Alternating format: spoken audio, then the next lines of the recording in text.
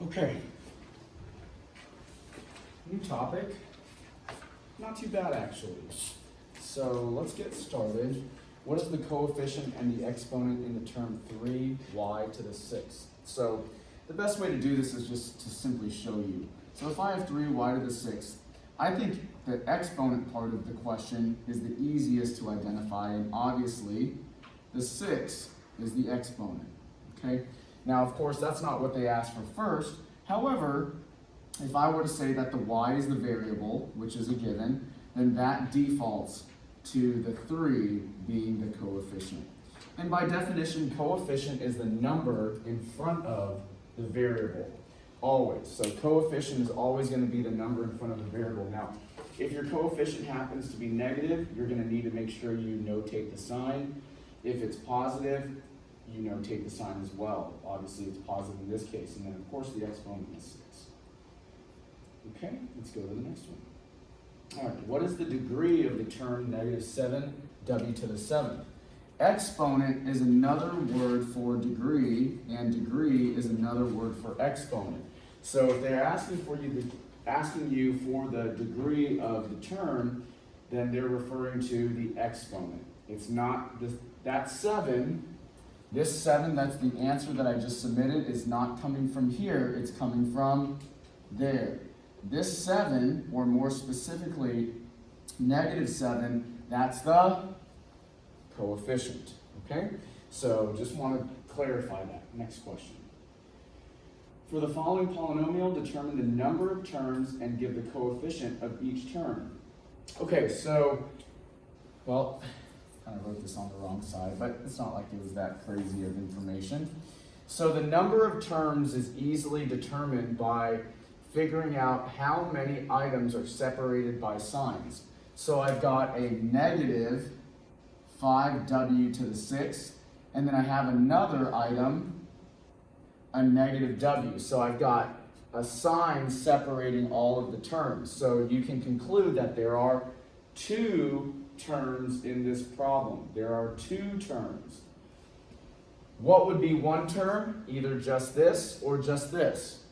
What would be 3 terms if we had something else alongside here? That would be 3 terms. But we don't have that. We have 2 terms. Now, the follow-up question to it is what is the coefficient, or what are the coefficients of each of the terms? Well, we learned from the previous problem that the coefficient, by definition, is the number in front of the variable. So I have a negative 5 here, so that would be one of my coefficients. Now the second one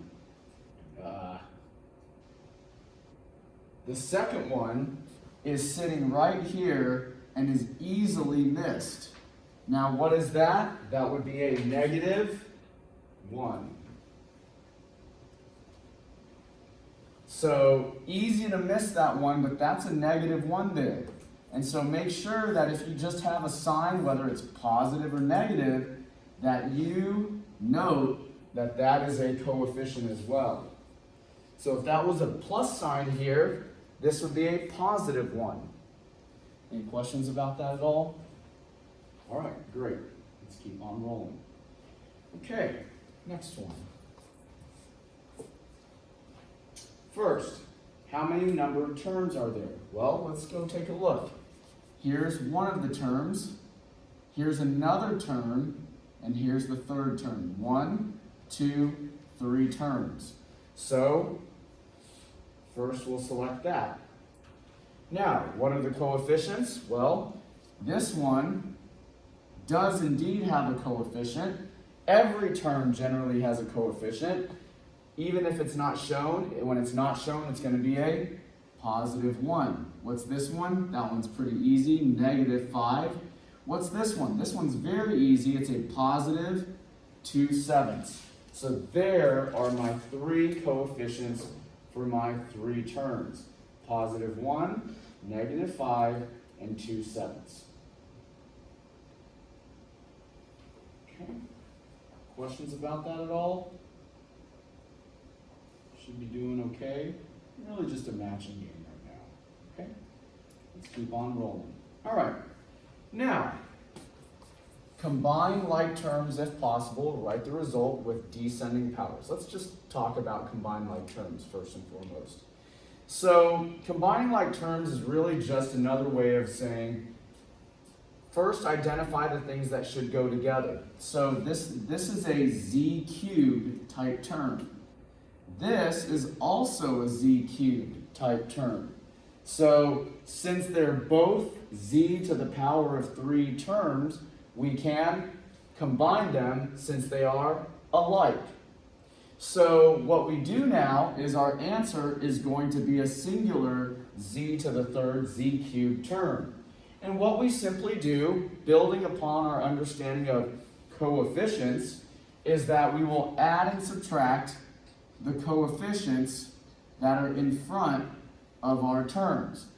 4 plus a -7, in other words, 4 minus 7 is going to be a -3, and that's your answer. Think about it this way.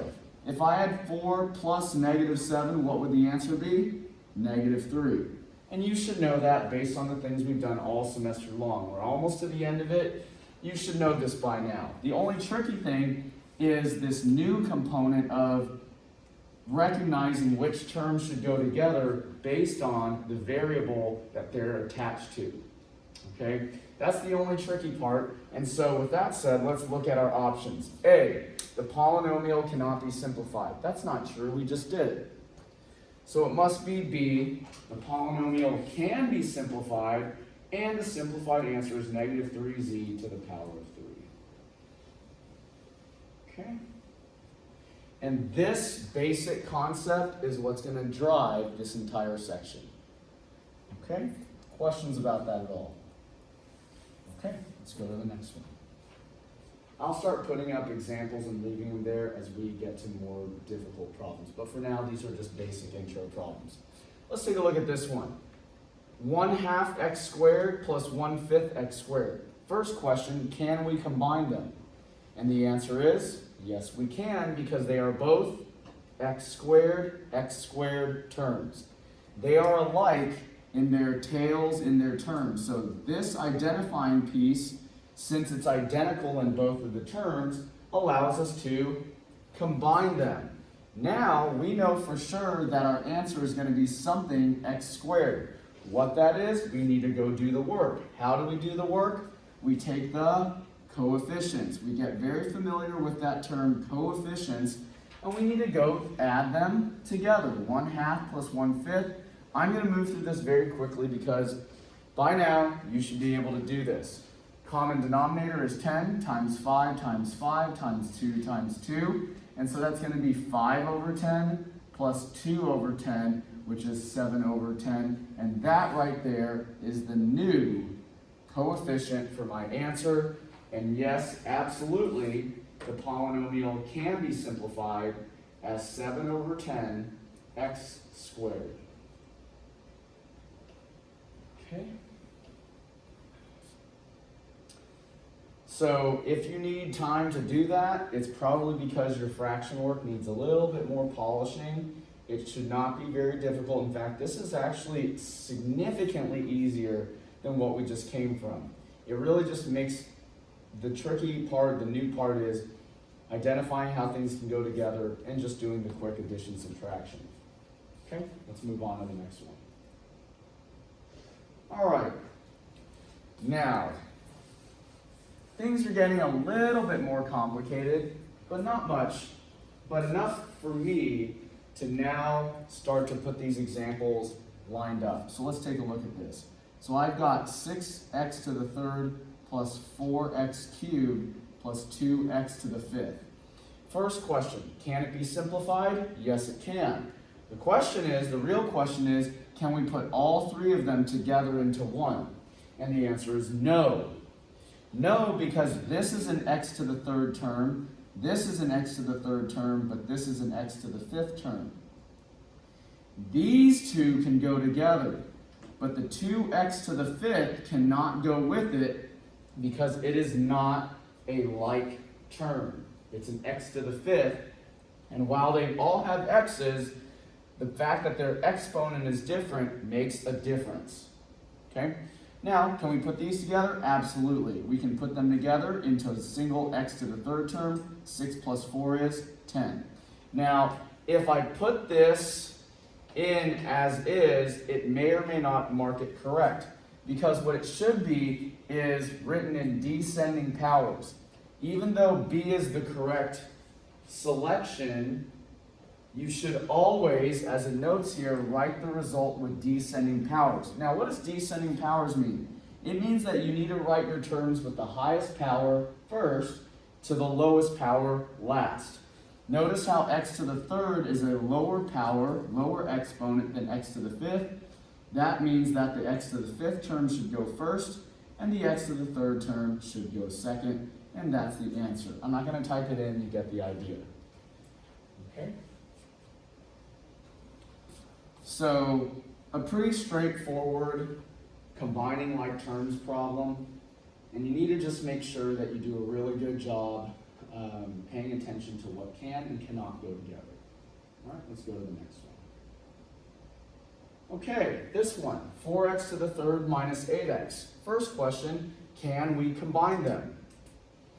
And hopefully you're thinking no, because this is an x to the third term. This is just an x. They can't go together in the same way that x to the fifth terms cannot go with x to the third terms. We couldn't put them together, but we can reorder them. Now, are these ordered highest to lowest power, descending powers? Yes, they are. So, what would you do for your answer here since I can't put them together? The polynomial cannot be simplified. However, the polynomial written in descending powers, they still want that, but they already gave that to you already. So the answer is already set up for you. Okay. Now there are some follow-up questions here. Give the degree. So let's talk about this. What is the degree of this polynomial? Now the degree of a polynomial is the highest power in it. Let's come over here. You look at that one and you can look back up here. What's the highest power here? That's a power of 3. That's a power of 1. So the degree is the highest power you see. So for mine it's 3. Everybody got that? Okay, next. And unfortunately this is covered up, but I don't want to erase what's over here. Which term describes the simplified polynomial? Is it a monomial, binomial, trinomial, or none of these? Let's talk about it. Monomial means you only have one term. Mono term, single term. But this is how many? 2. Well, naturally, bicycle, 2, binomial should be your answer. Trinomial would be 3 terms, and none of these probably means it has more than 3 terms. Make sense, everybody? Okay? And that's it. There's your complete problem. Got it? I know it's tough to see behind here, but you get the idea, hopefully. Okay? Now, let's go do number 9. Number 9 is a complete problem, and you know what? I'm going to have to erase this because 9 is going to go all the way down as well. So let's take a look here. First and foremost, can this polynomial be simplified? M to the 6th, M to the 2nd, M to the 8th, M to the 4th. Can it be simplified? And the answer is no, it cannot, because all of these are unique terms. So no, the polynomial cannot be simplified. Now the next question is, can I write that with descending powers, or is it already set up for me? And the answer is no, it's not already set up for you, not for me. I have to do that. So 7m to the power of 8 plus 5m to the power of 6, minus 2m to the power of 4, minus 6m squared. And so notice how I have rewritten my polynomial with correctly ordered terms from highest to lowest power, descending powers. Make sense? Okay. Now, What's the degree of my polynomial? 8. Good answer. 8 is the correct answer because 8 is the highest power that you see. Now, if you order your polynomial in descending powers, then all you got to do is look at the very first one. If you haven't, then just go find the highest power. That's all you got to do. Okay? Now, is it a trinomial? No, because there's more than 3 terms. Is it a binomial? It doesn't have 2. Is it a monomial? It definitely doesn't have 1, so it would be none of these. Any questions about that complete problem? That teaches you quite a few things. Now, you weren't able to combine any like terms, but you were able to reorder a polynomial with descending powers, identify the degree, the highest powered term, and then finally understand the difference between mono, bi, tri, or none. Okay, questions at all? Okay, let's keep on going. All right, so let's take a look at this one. We need to first see if we can simplify it, then I'm sure they're going to ask us all sorts of questions, right? So let's take a look at this one. I have 4.9x to the 5th plus 0.5x plus x to the 5th minus x minus 3x to the 5th. Well, I'm going to write it over here because this seems to be the side of the board that's least affected. So 4.9 x to the 5th plus 0.5x plus x to the 5th minus x minus 3x to the 5th. So there it is. Now the question is, can I combine any like terms? And absolutely we can. We can put together all of the x to the 5th terms. And what else can we put together? All of the x terms. Notice how I've identified them by underlining the things that are alike 1 or 2 times. And so there's a lot of ways you could do it. You could circle and box and put triangles around them. It's really up to you. Whatever works for you, it doesn't really matter, so long as you're consistent. So I'm going to do the x to the 5th terms first. So if I do the x to the 5th terms, what do I have? I have a 4.9 plus a 1. So I have 4.9 plus 1.0, because what? That's a 1, isn't it? Plus 1 x to the 5th, then minus 3. Now, there's a couple ways to do this. I mean, this is not really the best way, but 4.9 and a 1 is 5.9. 5.9 minus 3 is going to be 2.9.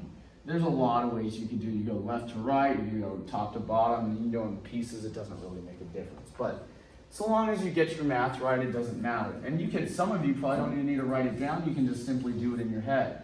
4.9 plus 1 is 5.9. 5.9 minus 3 is 2.9. Okay, so whatever way that you like to do it, doesn't really matter so long as you get it right. X, those are going to be x terms, right? And so I have a positive 0.5 minus 1. That's going to be a negative 0.5x. And so that would be my answer.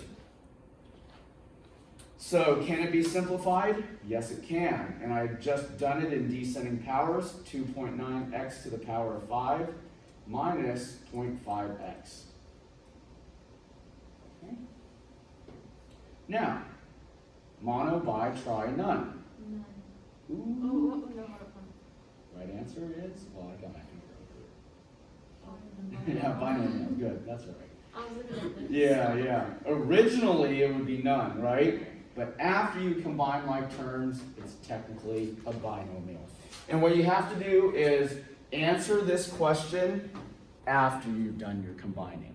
Okay, so after you've combined like terms and gone as far as you can with that, then answer mono, bi, tri, none. Degree? 5. 5. Good. It's saying the answer is wrong when it's showing the exact same answer. As mine? We have the exact same problem? Well, no, I want, yes. Maybe not the exact same. But I see. I don't understand.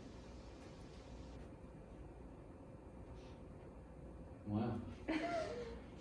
Oh, I know why. Because you selected the polynomial. Okay, cannot yeah, be, okay. right? Yours technically could be simplified, so you have to select that option. Make sense? So you selected it cannot be simplified and put the correct simplification. So, all right, any other questions? Good, all right, fantastic, let's keep going. All right, let's take a look at this one. We need to evaluate this. Now, evaluate, you guys have done so many times. When it says evaluate, what do we need to do? What's the key word? Substitute. So, I'm not even gonna go to that side of the board. Who knows what's gonna happen? So, 2x squared minus 2x plus 4. It says evaluate the polynomial for x equals 4. So they want us to substitute 4 for x. And so that's all I have to do, put 4 for x. And so if you are rusty with this, just simply follow along or practice a little more, and then it's order of operations. 4 squared is 16, minus 8 plus 4, 2 times 16 is 32, minus 8 plus 4, 32 minus 8 is 24, plus 4, and so my answer is 28. Now, I moved through that really quickly, but the reality is that this is nothing new, and if I gave you guys enough time, you could and should be able to get this answer correct. Is there anything new there? No, not at all. Have you taken things like this, substituted numbers, and done the math on it? Yes, you have. Many, many, many times over the course of this semester. So, problems 1 through 10, some new things. Absolutely. This number 11, not so much. Okay? All right. Questions at all? Okay. Let's go do number 12, shall we? So number 12 gives us negative 5x to the third plus 6x squared. And then we need to, we're doing two things. X equals negative 1. We got a two-part problem.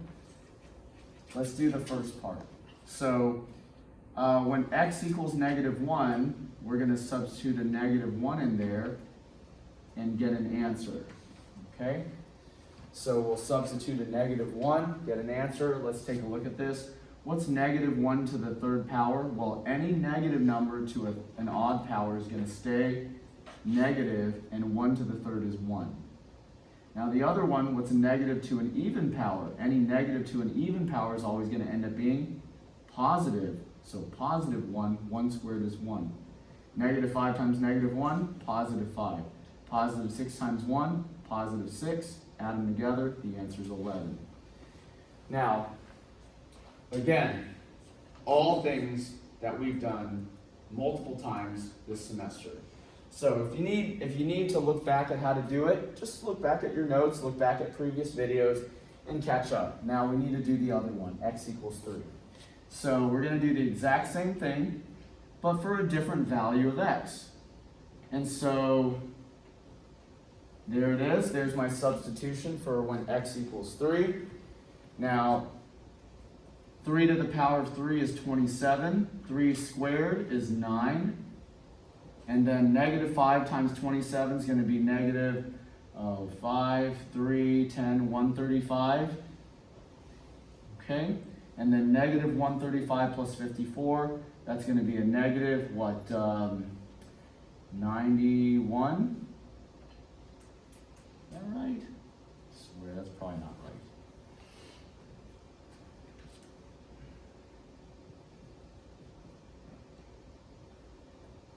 Yeah, that's right. Okay.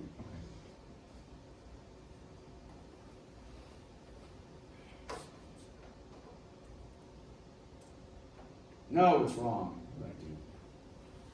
My math is bad. 8. Should have known better. 8 and 5 is 13, not 9. Sloppy.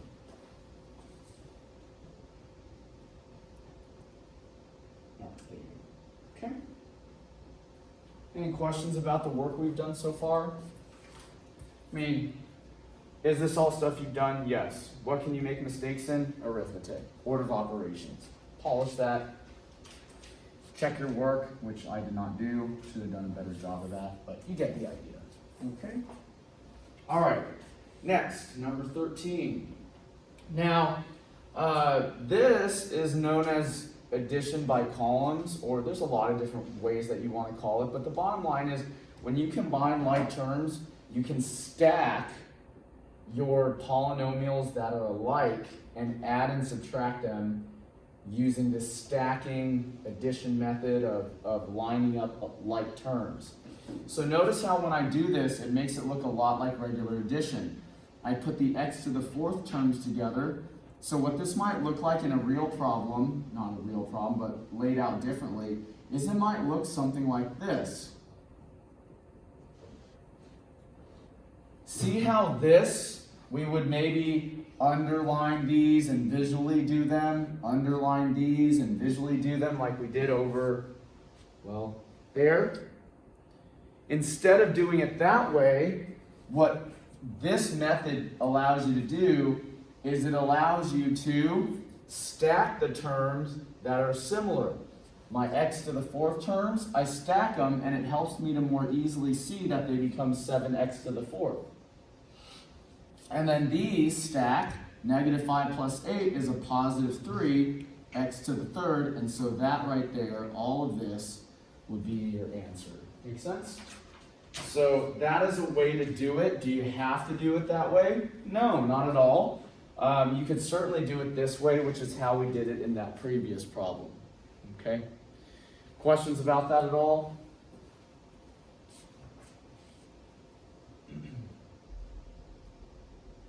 Okay, good. Now, there is a very unique thing that you have to pay attention to. I want you to notice in 13, it said add. Right? You guys follow me? And I just added straight down. However, in 14, it says subtract. Now, if you did this, it would be incorrect for this problem. This answer is not correct. This answer would only be correct if it said add. If it said add, this answer would be absolutely correct. But it says subtract, and now we need to discuss how to handle the problem when it says subtract. When it says subtract, pay close attention. What you're going to do is you're going to hone in on the second polynomial. And what you need to do is flip whatever signs are in the second polynomial. This 3x to the sixth is what? Positive, so it becomes negative. This positive 2x to the fifth is positive, so it becomes negative.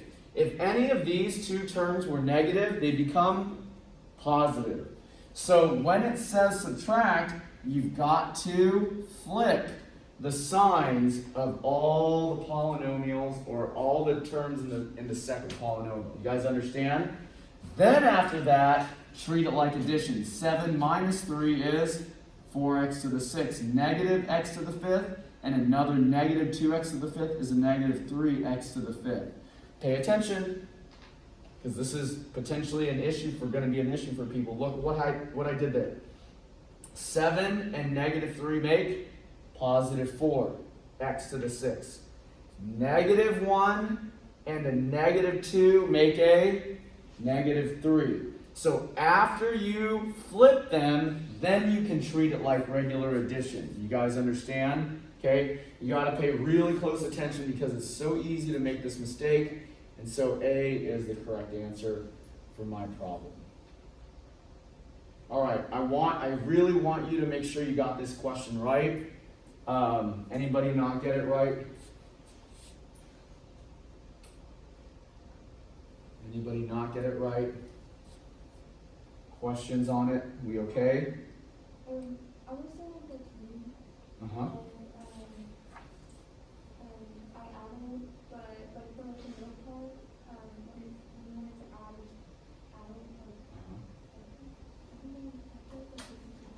So your mistake may come in that you may have made a mistake on your signs. So I bet you got the first term correct, but your second term you may have made a mistake on adding, subtracting with positives and negatives. So you need to double check that one. Like for example, mine, I have -5 plus 8x to the third. That would be positive 3x to the third. So just double check that. That's an easy spot. Again, most people's mistakes in this section are not going to be due to not understanding what to do, but making mistakes on things that we like arithmetic stuff, adding, subtracting with negatives. So you just need to polish that a bit. Let's take a look at 15, shall we? So in 15, there are a couple ways to do it. If you like the stacking method, you can do it by stacking. And if you want to do it by stacking, it would look like this. 9x squared minus 4x minus 53. Then it says add. See, this is add. That means we don't have to flip any signs. Then I just put this 9x squared here underneath where the other x squared term is, and 8x under the x term. So notice how what I did there is I lined up and stacked and set my problem up so that I could easily combine like terms. And now because it was add, I don't have to flip anything. But if there was a subtraction sign there, I would flip all of these signs. Okay? And so now, just simply add them. 9 plus 9 is 18x squared. Negative 4 plus 8 is a positive 4x. And there's nothing to do here, so the negative 53 comes straight down, and that's your answer. Okay.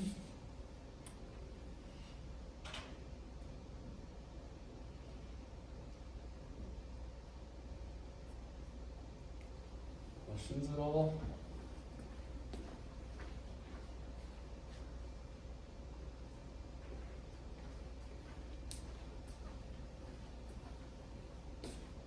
It's pretty much identical to what we did a moment ago. Only difference is that you have a choice. Now, let's just talk real quick. What would you have done if you didn't stack them? Well, if I didn't stack them, here's how I would approach it. I'd open up parentheses, and notice how when I open up parentheses, this plus sign isn't going to do anything to the items within that parentheses. So there it is, opened up, and then combine like terms. 9x and 9x, or 9x squared and 9x squared is 18x squared. Negative 4x, positive 8x is a positive 4x. Negative 53 doesn't have anything to go with, so there it is, same answer. Now, I mean, essentially you're doing the exact same thing, just looking at it slightly differently. Does it matter which method you choose, this one or a stacking method, addition method? It doesn't really matter, just get the right answer. Okay?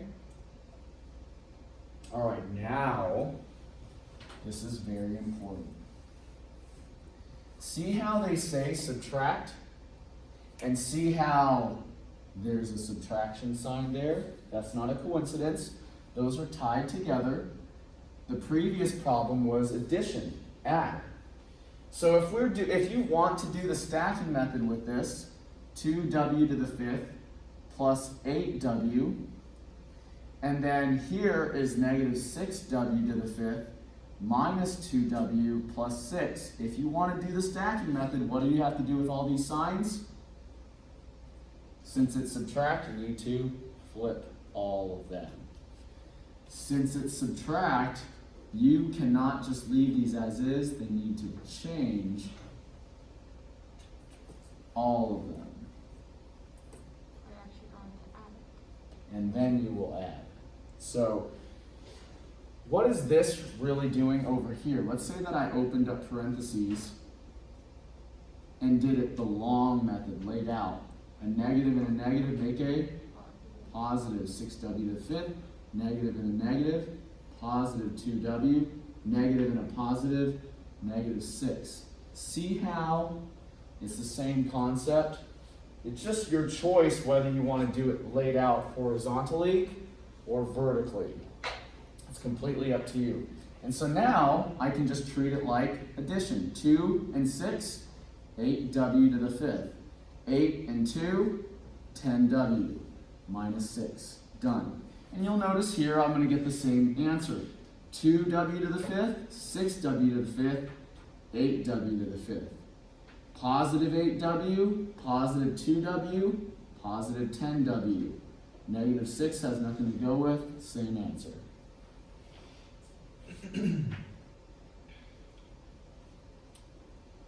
Got it? It's pretty straightforward. If your arithmetic is weak, you're going to struggle. And that is true for basically all of the sections we've done. However, if your arithmetic is pretty decent, you shouldn't have many issues because conceptually, this is not as difficult as some of the things that you guys have done. Okay?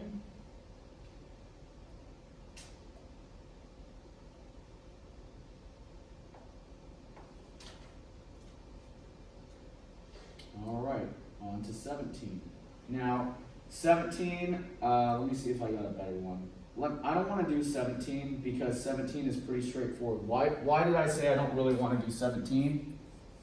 Because it's a addition problem. See how it's addition? It's not really that big of a deal. You can do stacking, or you can just open up parentheses and combine like terms. It's not that hard. So I don't want to do it. I've done plenty of those, but I do want to do 18. Why do I want to do 18?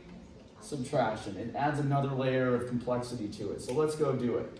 So I am going to do this problem with the stacking method, 9x to the fourth plus 7x to the third minus 6. And what I'm going to do is I'm going to immediately change all the signs now. I'm not going to go and wait and write it down and then change it. I'm going to change everything as I write it down. So that's a positive 9. It's going to become a negative 9x. Oh, geez. Uh-oh. I want you to notice something. Why did I just do this? Because this should not be placed under any of these, should it? It's a squared, and this is a 4, and this is a 3. Makes sense, everybody? Be careful with that. Next one. This is a negative 4x, so it's going to become a positive 4x. Why is this sitting by itself underneath nothing? Because there's no x term in the previous one. And then finally, a negative to a positive 1 would be negative 1. Why is the negative 1 sitting underneath the negative 6? Because they're like terms. And so, not only is this problem difficult, because it is the first time you see that things have to line up with things that are alike, but second, because it's subtraction. And now from here, how do you handle it? Well, 9x to the fourth, anything? Nope. 7x to the third, anything?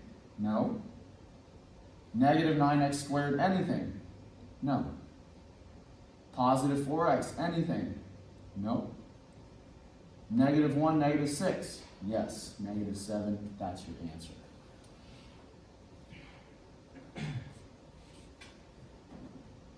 It's a pretty, there's not much arithmetic going on there, so I wouldn't say that's a pretty complete problem, but it's a pretty good problem when it comes to understanding stacking, combining the terms that are exactly alike, and subtraction.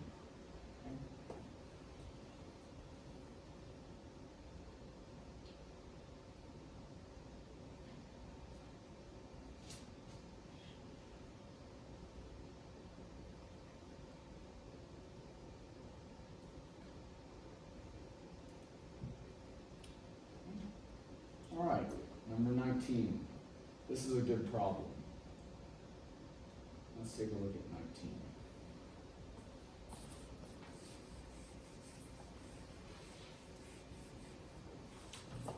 Okay, now, too small. Take a look at what I'm going to do. Follow along. Notice how these brackets right here exist. They exist because they're telling you what to do first.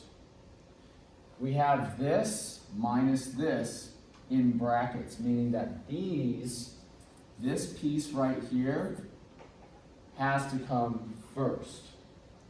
So that means I'm going to go work out this problem before I bring that one in. All right, two-part problem. Let's do this first. 8m squared plus 5m minus 8. This is going to be the last problem that we do. We don't need to do 20. Then, I'm going to go and change all these signs because I've got a negative here. So that's negative 5m squared plus 4m minus 4. Take a look for a moment and understand why I did that. I did that just like the previous one, but why can I stack these like this? Because they are alike. However, the previous problem, we couldn't do that because they weren't alike. So now that I've got it all set up, let's go work it. 8 minus 5, 3m squared. 5 plus 4, positive 9m. Negative 8 minus 4, negative 12. So what does this represent right here? It represents all of this in the brackets combined, simplified, put together. Does this go in as my answer? No, because I still need to take this and connect it with this. Ready to do that part? Let's go do that. I'm going to take this answer, which represents this. I'm going to put it right up here. You guys with me so far? I took this and put it up here. Then what am I going to do? Minus is going to go to all of these. And where is this going to go? Underneath that. Negative m squared. A negative and a positive, negative m. A negative and a positive, negative 7. And now, one more step, and I'm going to have the answer. Okay? 3 minus 1, 2m squared. 9 minus 1, positive 8m. Negative 12 minus 7, negative 19. That's the answer. Okay? Go see if you can get number 19 right, and that's going to be it for us for the day.